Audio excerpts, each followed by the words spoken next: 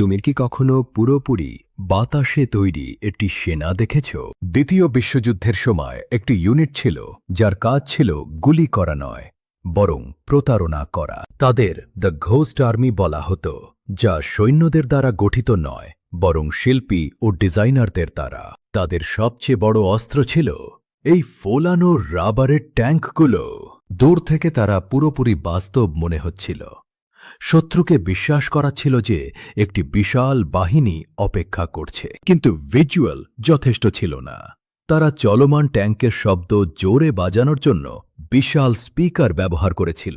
তারা এমনকি মিথ্যা রেডিও সিগন্যালও পাঠিয়েছিল, যাতে শত্রু সম্পূর্ণরূপে বিভ্রান্ত হয়। যখন আসল সেনা অন্যত্র আক্রমণ করছিল, শত্রু এই রাবার খেলনাগুলোর সাথে লড়াই করার জন্য প্রস্তুতি নিতে ব্যস্ত ছিল।